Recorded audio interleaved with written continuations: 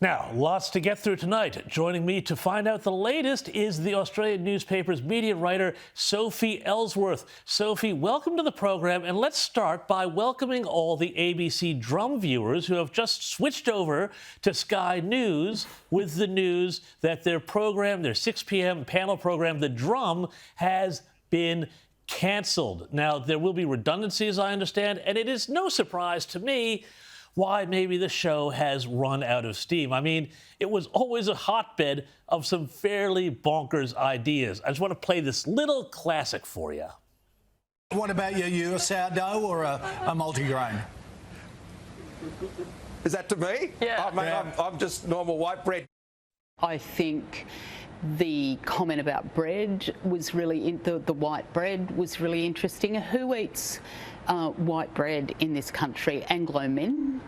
I come from a working class background. We had brown bread because we were healthy. Sophie, do they know what side their bread is buttered on? What do you make of this one? Well, James, I will say this firstly. No one wishes people losing their jobs, so that is not a good thing. I don't wish that on anyone in the media. But moving that aside, that was one of the worst programs the ABC had on its channel. The panelists on there are discussing the Prime Minister eating white bread. I mean, get real. Some of the rubbish on there. Last night I was watching and they were talking about, are you offended or does it disturb you when people crunch when they're eating? This is the kind of insane rubbish content that they're producing on that program, and that is what taxpayers are paying for. So it's any wonder this show is axed, and perhaps it's time the ABC took a good hard look at itself, James, and realised why viewers are not watching this rubbish. This is just rubbish content that they're pushing out to viewers and no one's interested, so clearly they're not watching. So I hope this is a wake-up call to the ABC to start producing balanced programs with balanced panels and topics that are obvious interest to the population. Well, indeed, Sophie, and I understand that Scott Morrison did have a wry sense of humour about that incident there on the drum. Just kidding. Anyway, let's move on, though, to Dubai, where there was a United Nations climate conference, COP28.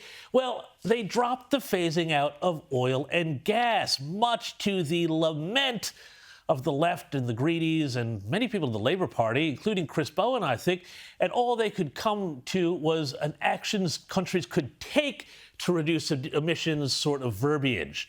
This, of course, has been slammed by all the usual folks. But, Sophie, I mean, what did Chris Bowen and his ilk think when they went to Dubai to try and save the planet from the evils, apparently, of fossil fuels?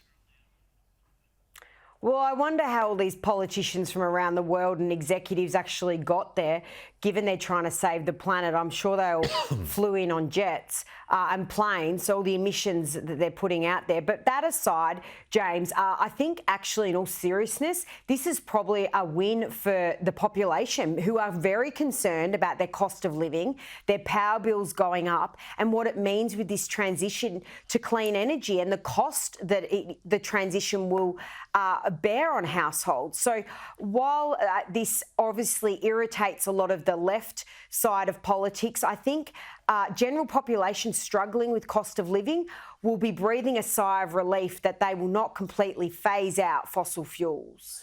Yeah, no, I think you make a really good point there, Sophie, that the end result here actually winds up being a good one for us, even if it's not necessarily for the activists. And I think that's probably correct.